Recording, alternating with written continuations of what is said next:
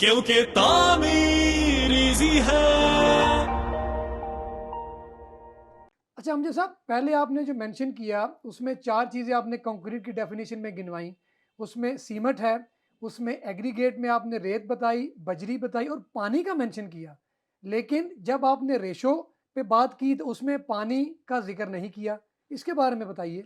अच्छा, ये आपका क्वेश्चन जो है बहुत ज़बरदस्त क्वेश्चन है इस एतबार से कि जब हम मार्केट की नॉर्म्स में बात करते हैं या प्रोपोर्शन जो बात करते हैं, तो 1, 2, 4 या 1, 1.5, 3 का जब जिक्र करते हैं तो उसमें पानी का कहीं जिक्र नहीं आ रहा होता। लेकिन पानी का जो है वो वाटर सीमेंट रेशियो, पानी का जो तनासब है वो सीमेंट के वज़न के हिसाब से या सीमेंट के हुजम के एतबार से पानी को उसमें मिक्स किया जाता है। पानी वाटर सीमेंट रेशियो की कंक्रीट में उसी तरह से अहमियत है जिस तरह आप किसी भी चीज़ में आप उसमें कह लें कि कंक्रीट की जो जान है या जो रूह है वो वाटर सीमेंट रेशियो के ऊपर डिपेंडेंट है। वाटर सीमेंट रेशियो जितनी ज़्यादा होगी उतना उसका काम कंक्रीट की स्ट्रेंथ कम होती जाएगी। वाटर सीमेंट रेशियो जितनी कम होगी स्ट्रेंथ बढ़ेगी, लेकिन एक हद से कम कर देंगे तो शायद वो भी कंक्रीट के लिए उतनी इफेक्टिव ना रहे।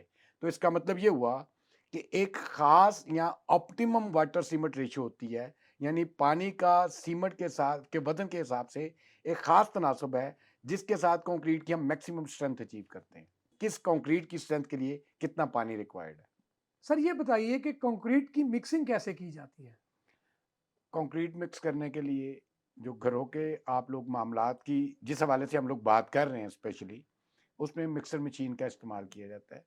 इसमें मिक्सर मशीन आधे बैग की भी होती है, पूरे एक बैग की भी मिक्सर मशीन होती है और जो घरों के लिए इस्तेमाल होती है। ये बाय वॉल्यूम या इसमें हुजम के अतबार से मटेरियल्स को मिक्स करके मिक्सर मशीन के साथ कंक्रीट करते हैं। इसी तरह से जो आपको ज़्यादा प्रिसाइज कंक्रीट अगर हमने करनी हो क्वालिटी के अतबार से, तो उसमें भी बैचिंग प्लांट का इस्तेमाल किया जाता है। आपने देखा होगा कि कुछ लोग घरों में मिक्सर मशीन के साथ मौके के ऊपर कंक्रीट नहीं बनाते, उसके लिए वो ट्रांजिट मिक्सर के ज़रिए उनके घरों तक कंक्रीट पहुंचती है। तो ऐसे लोग कंक्रीट की स्ट्रेंथ के बारे में कुछ ज़्यादा कॉन्शियस होते हैं, या कुछ ऐसी सोसाइटीज़ हैं जिन्होंने बायलॉज बनाए होते हैं कि वहाँ पर आप लोकली बजरी रेत और सीमेंट को स्टॉक करके कंक्रीट मिक्स नहीं कर पाते, तो वो लोग फिर किसी भी बैचिंग प्लांट वाले से या किसी भी कंक्रीट प्लांट वाले से राब्ता करके वहाँ से वो लोग कंक्रीट बाय करते हैं, जो कि उनके प्लांट से कंक्रीट आपके घर तक थ्रू ट्रांजिट मिक्सर्स पहुँचती है। अच्छा हमजे साहब, हमने एक चीज़ नोट की है कि किसी घर में किसी जगह पे कंक्रीट हो रही है, जब मशीन चल रही होती है तो मशीन के अंदर वो बगैर किसी मेजरमेंट के धड़ाधड़ पानी इस्तेमाल कर रहे होते हैं, पानी डाल रहे होते हैं। तो क्या पानी को बहुत ज़्यादा डालना कंक्रीट के लिए मुनासिब है? आमतौर पर ठेकेदार जो है वो अंदाजे से मशीन के अंदर पानी डाल रहा होता है, जिसको कि 20 से 25 लीटर जो पानी उसको डालना चाहिए एक सीमेंट के बैग के अगेंस्ट। अगर पानी उससे वो ज़्यादा डाल देता है तो वो आपकी कंक्रीट को थोड़ा ख़राब कर रहा होता है।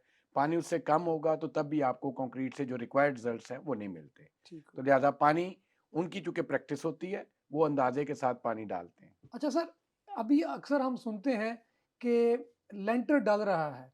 ये जो लेंटर वर्ड है, ये कोई इंजीनियरिंग का लफ्ज़ है या ये वैसे ही इस्तेमाल किया जाता है? इसके बारे में आप बताइए।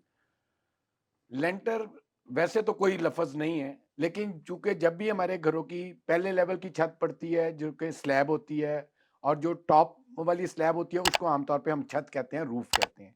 दोनों लेवल्स में से जो भी शटरिंग लगने के बाद जो स्लैब कास्ट हो रही होती है, उसको रोज़मर्रा ज़िंदगी में गलतुल आम जो बना हुआ है, वो लफ्ज़ लेंटर उसके लिए इस्तेमाल किया जाता है।